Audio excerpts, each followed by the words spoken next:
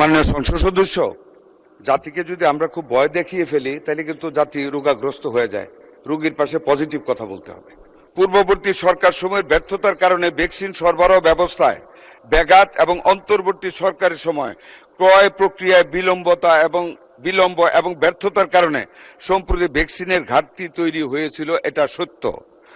ধন্যবাদ জানাচ্ছি মাননীয় সংসদ সদস্য রুমিন ফারহানাকে ওনার কনসার্নের জন্য।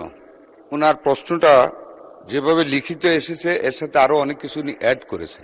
I think I should address all of our queries. একটু আমাকে টাইম দিবেন। মাননীয় স্পিকার, একটা কথা উনি বলেছেন লাস্ট লাইনে আমাকে উদ্দেশ্য করে, তিনি যেন কেবল সবার মধ্যে সীমাবদ্ধ না থাকেন। মাননীয় speaker, I do not know how she knows I have only restricted myself in holding the meetings only. An honorable member of parliament should not deliver such comment regarding another member of parliament, because I am not and I have not restricted myself in holding meetings only. I am looking after all the activities. I and we are looking over all the activities of the Ministry of Health under the able guidance of our Honorable Prime Minister, Mr. Tariq Rahman. Number two, মাননীয় speaker, উনি পোর্টারদের কথা উল্লেখ করেছেন এবং স্বাস্থ্যকর্মীদের অভাবের কথা বলেছেন। হ্যাঁ, পোর্টাররা বেতন পান না গত 9 মাস আগে থেকে। That's true. আমরা ক্ষমতা এসেছি আজকে 51 দিন চলছে। মাননীয় সংসদ সদস্য, we have already sit with the porters before we started the vaccination on 5th of April এবং we have made them happy. আজকে সকালে আমরা সচিবালয়ে মিটিং করেছি। পোর্টারদের বেতন দেওয়া আমরা পর্যায়ক্রমে শুরু করতেছি 2-1 দিনের ভিতরে। আরেকটু দাবি আছে, যেটা অ্যাসিস্ট্যান্ট হেলথ অফিসার, ওয়ার্কার, সহকারী কর্মকর্তা এবং ইন্সপেক্টর হেলথ, অ্যাকর্ডিংলি ফ্যামিলি প্ল্যানিংয়েরও তাদের কোনো ফিনান্সিয়াল বেনিফিট না, জাস্ট ইজ্জত একটা গ্রেড উন্নীত করা, that is also under consideration. অভাব আমাদের মাঠ পর্যায়ে ভ্যাকসিনেশনের জন্য নাই। Overall worker in the health sector কম আছে। We are going to recruit 100,000 health workers in different categories under the guidance of our Honorable Prime Minister. That is for your knowledge. আরেকটা কথা বলেছেন উনি, মাননীয় স্পিকার, ঢাকা শহর তার পার্শ্ববর্তী এলাকায় হটস্পট মিজেলসের। হ্যাঁ, গণবসতি এলাকায় আমি ওনার সাথে এগ্রি করি। It is also my hunch যে হতে পারে, বাট যার কথা উনি উল্লেখ করেছেন World Health Organization and UNICEF, মানে স্পিকার আমি ওনাদের তালিকাটা ওনার ধারণার জন্য বলতেছি, Dhaka is not included in that hotspot area. Out of the 18 districts, the Barguna, Barishal, Jhalakathi, Chandpur, Cox's Bazar, Munshiganj, Madaripur, ঢাকার নবাবগঞ্জ, অনলি নবাবগঞ্জ, শরীয়তপুর, গাজীপুর, যশোর, নেত্রকোনা, ময়মনসিংহ, পাবনা, রাজশাহী, নওগাঁ, চাঁপাইনবাবগঞ্জ, নাটোর, এইসব ডিস্ট্রিক্টের কোনো উপজেলায় 1টি উপজেলা, কোন জেলার 2টি উপজেলা, এরকম ভাবে ওনারা হটস্পট লিস্ট করে দিয়েছেন to start the vaccine immediately and urgently, which we have started from the last 5th April। আর আমরা 12 তারিখ থেকে we are going to cover Dhaka city north, south, Mymensingh and Barishal city corporation.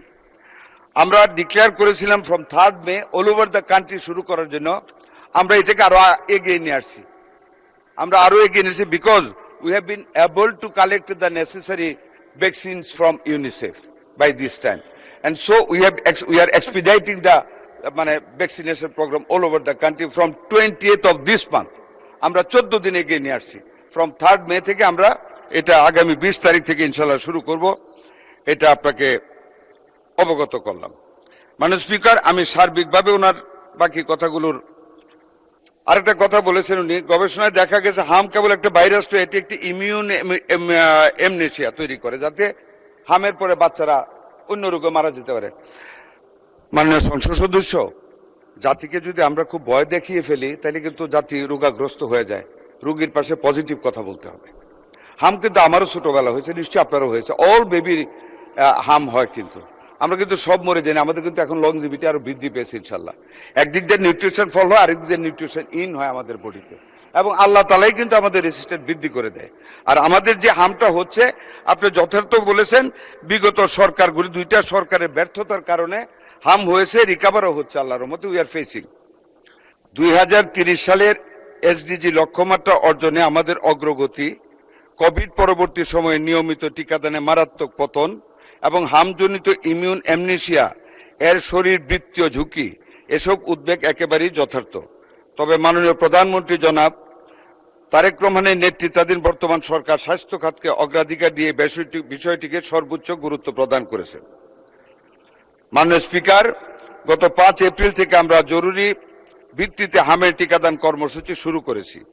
পূর্ববর্তী সরকার সময়ের ব্যর্থতার কারণে ভ্যাকসিন সরবরাহ ব্যবস্থায় ব্যাঘাত এবং অন্তর্বর্তী সরকারের সময় ক্রয় প্রক্রিয়ায় বিলম্ব এবং ব্যর্থতার কারণে সম্প্রতি ভ্যাকসিনের ঘাটতি তৈরি হয়েছিল, এটা সত্য। ভবিষ্যতে এমন পরিস্থিতি এড়াতে এবং পূর্ণ স্বচ্ছতা নিশ্চিত করতে বর্তমান সরকার জরুরি আর্থিক ব্যবস্থা গ্রহণ করেছে। কোভিডকালীন এডিবি এশিয়ান ডেভেলপমেন্ট ব্যাংক মহামারী তহবিলের অব্যবহৃত 604 কোটি টাকা আমরা হাম, রুবেলা সহ জরুরি ভ্যাকসিন ক্রয়ের জন্য এরই মধ্যে পুনর্বিন্যাস করেছি। উন্নয়ন অংশীদারদের সাথে বিশেষ করে ইউনিসেফের ক্রয় ব্যবস্থার মাধ্যমে সমন্বয় জোরদার করে দ্রুত ভ্যাকসিন সরবরাহ পুনরুদ্ধার করা হচ্ছে, যেই কারণে আমরা ভ্যাকসিন আগামী সারা দেশব্যাপী 15 দিন এগিয়ে এনেছি। মাননীয় স্পিকার, আমি এই সংসদকে আশ্বস্ত করছি যে ভ্যাকসিনের মজুত এখন স্থিতিশীল অবস্থায় রয়েছে এবং ইপিআই বিশ্ব স্বাস্থ্য সংস্থার মানদণ্ড অনুযায়ী কোল্ড চেইন ব্যবস্থাপনা বজায় রেখে ভ্যাকসিন সংরক্ষণ ও পরিবহন নিশ্চিত করে আসছেন। মাননীয় স্পিকার, একটু অ্যাড করি, আমরা সিঙ্গেল ডোজ বায়াল থেকে আমরা মাল্টি ডোজ বায়ালে এখন যাচ্ছি, যাতে করে সংরক্ষণ রেফ্রিজারেটরে আমাদের জন্য সহজ হয়। এখন 10 ডোজ পার বায়ালে আমরা যাচ্ছি, not in single dose per bowel নিশ্চিত করেছে। ভবিষ্যতে এই ব্যবস্থাপনা জোরদারে সরকার কাজ করে যাচ্ছে। এছাড়াও ইউনিসেফের মাধ্যমে 419 কোটি টাকার ভ্যাকসিন ক্রয় প্রক্রিয়া চূড়ান্ত পর্যায়ে রয়েছে। আমরা 200 কোটি টাকার অলরেডি নিয়েছি, আরো বাকি টাকার ডেলিভারি আমরা আবুধাবি থেকে, যেটা 209টা দেশে তারা ওখান থেকে দেয়, আমরা যাতে সবার আগে পাই এই জন্য আজকে আমরা একটা প্রতিনিধি গ্রুপ পাঠিয়েছি এবং আমরা আশা করি আমরা আগে পাবো। মাননীয় স্পিকার, মাঠ পর্যায়ে মূলত উচ্চ সংক্রমণ এলাকায় টিকাদানের জন্য সর্বশেষ বিতরণ করা হয়েছে 34 লক্ষ। মাননীয় সংসদ সদস্য জানতে চেয়েছিলেন, বিতরণ করা হয়েছে 34,83,000 ডোজ, এক বায়ালে 10 ডোজ। হাম রুবেলা ক্যাম্পেইনের জন্য গ্যাভি এর মাধ্যমে সরকার সর্বমোট প্রায় 2,19,00,000 ডোজ টিকা আমরা পেয়েছি। হাম সংক্রমণ নিয়ন্ত্রণের জন্য যথেষ্ট পরিমাণ টিকা আরো আমাদের আছে এবং চেইন রক্ষা করা হচ্ছে। টিকার কোনো ঘাটতি আমাদের ইনশাল্লাহ হবে না।